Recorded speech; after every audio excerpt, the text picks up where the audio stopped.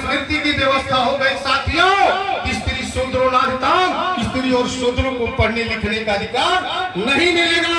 इसलिए जो आज शुभ अवसर दिन मिला है, सुल्तानपुर की धरती नहीं, उत्तर प्रदेश की जो भी है, अगले पिछड़े जो भी भाई है, अगर भारतीय संविधान खतरे में हो गया, इस देश का मालिक केवल दो लोग होंगे, जैसे आज श्री अमित शाह जी है और दूसरे प्रधानमंत्री जी है, और दो धनाढ़ है अंबानी और अंबानी, यही लोग होंगे साथियों। इसमें जात पात का भेद तोड़ो, समाजवादी पार्टी से नाता जोड़ो, वरना लुट जाओगे। यार एसएस के लोग ये बहुत चतुर होते हैं। आज के बीच 2014 में जब चुनाव हो रहा था, श्री मोदी जी ने क्या कहा, मेरा 56 इंच का सीना है। अरे 56 इंच का सीना, इतने पढ़े लिखे बुद्धिजीवियों को बुलाया हूँ मैं, सभा नहीं बहुत बड़ी, बुद्धिजीवियों को बुलाया हूँ। आपने 56 इंच का सीना किसी को देखा है? 56 इंच आपने देखा है किसी का?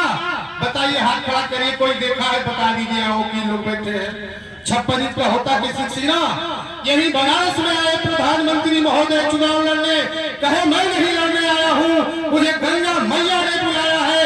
दूसरा झूठ, तीसरा झूठ, विदेश में इतना काला धन जमा है, विदेश में इतना काला धन जमा है, उस पैसे को लाऊंगा, पाई पाई हिसाब करके एक एक व्यक्ति के खाते में 15-15 लाख रुपया भेजने का काम करूंगा।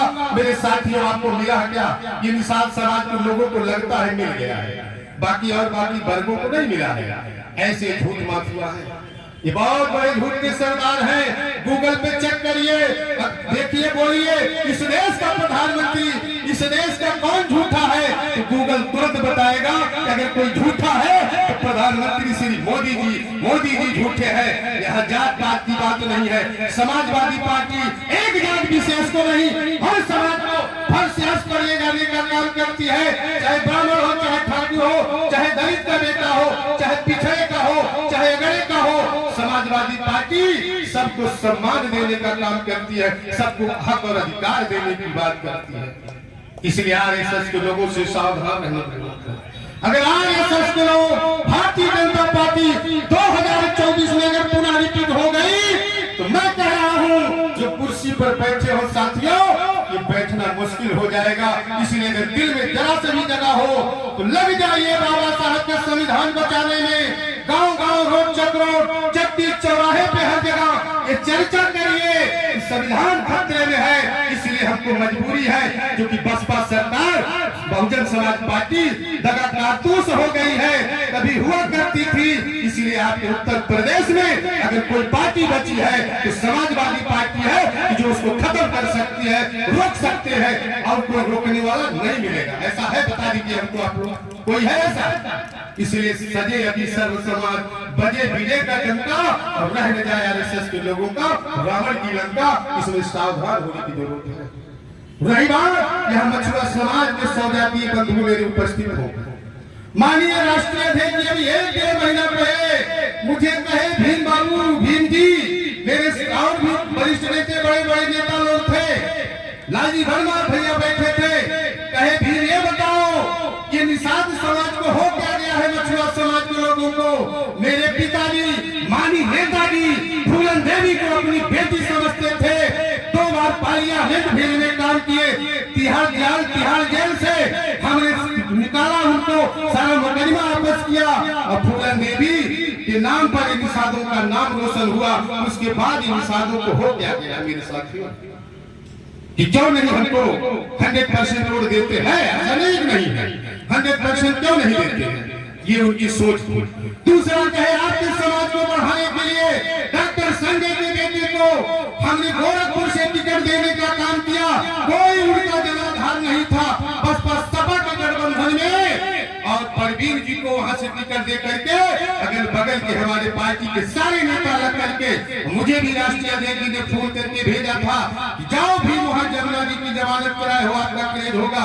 2 बार मानी जी ने फोन किया डायरेक्ट, दूसरा नहीं, स्वयं अपने आप किए, और जाकर के हम सभी लोग पार्टी के और समाज को लोग वहां से सांसद बनाने का काम किए। उसके बाद वह व्यक्ति पार्टी छोड़ के चला गया। चले गए कि नहीं चले गए? किसी ने सम्मान दिया? समाजवादी पार्टी होती है, बढ़ाए गई मान सम्मान निषादों। अरे निषादों, अपने आप को झांक करके देखो, इस धरती पर आपका नेता पूर्वांचल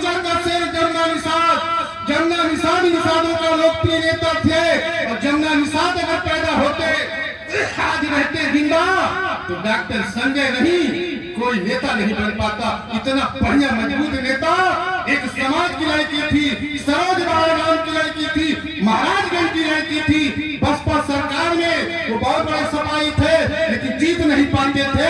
माननीय श्रद्धेय नेताजी ने कहा, जमुना तू जीत नहीं पाता, 8 बार चुनाव हो गया, अगर बसपा से जा तू लड़ करके और कम से कम विधायक हो जा। नेताजी इतने दयालु थे, इतने दयालु थे, वो बसपा से जाकर के विधायक बने, मंत्री बने और 9 महीना रहे। समाज में एक लड़की थी, सरोज बाबा नाम की लड़की थी, रामानंद की पुत्री थी। यही सामंतवादियों ने उसके साथ दुराचार किया। दुराचार, वो गरीब घर की लड़की थी, सुंदर थी, थाने में उसका FIR नहीं नोट हो रहा था, क्योंकि उस समय 80 लोग, भारत के लोग, ब्राह्मण लोग 80 विधायक थे बसपा में, और सारे लोग जो कि हरिशंकर तिवारी का, वो धर्मेंद्र उपाध्याय था बलात्कारी, उनका मौसी का लड़का था, इसीलिए FIR नहीं दर्ज हो रहा था। क्योंकि संदूक में सरकार का डंडा संदूक में ही क्यों न बंद हो, फिर भी शक्तिशाली होता। यहाँ वकील साहब भी लोग बैठे हैं, नहीं हो रहा था। उसके बाद जमुना ही एक लोकप्रिय नेता थे पूर्वांचल में, समाज के लोगों ने बार बार फोन करके उनको प्रेरित किया।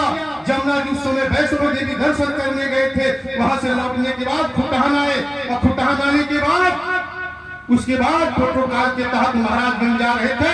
थाना और कोतवाली महाराजगंज अगल बगल है, और इतनी भीड़, इतना जनसैलाब हो गया, कई हजारों में 10,000 भीड़ हो गई। जमुना को काफी